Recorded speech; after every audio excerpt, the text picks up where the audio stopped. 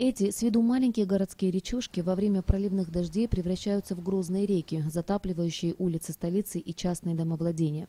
Только в этом году от разгула стихии пострадали несколько сотен дворов. Уже третий день идут работы по очищению русел рек Басла и Сухумка. В ближайшее время также начнется расчистка Гариквары и Адзябш.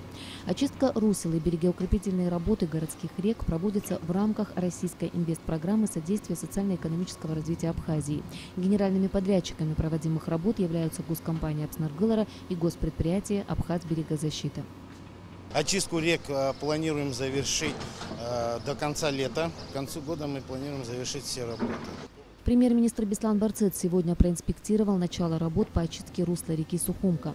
Здесь сейчас с помощью экскаватора выгребается насыпь, которая образовалась за многие годы. Затем в местах, где это необходимо, будут возводиться гидротехнические сооружения. Бюджет запланированных работ по руслам 4 рек составляет 61 миллион рублей. Сроки определены, за качеством будут следить управление капитального строительства.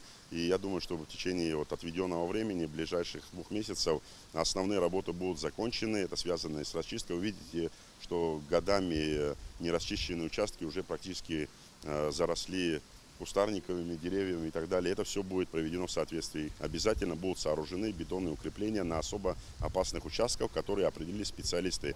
На реке Сухумка существует 3 перепадные ловушки, которые останавливают скорость воды и задерживают горную породу, и их необходимо регулярно обслуживать после каждого стихийного бедствия. По словам Беслана Барцец, в бюджет города будут внесены расходы на профилактические мероприятия, чтобы избежать повторных подтоплений.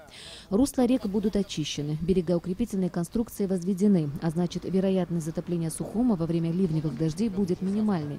И еще от нас, жителей столицы, тоже зависит, как долго русла рек будут оставаться чистыми, ведь основной мусор, который выгребают из рек, это то, что туда выбрасывают люди.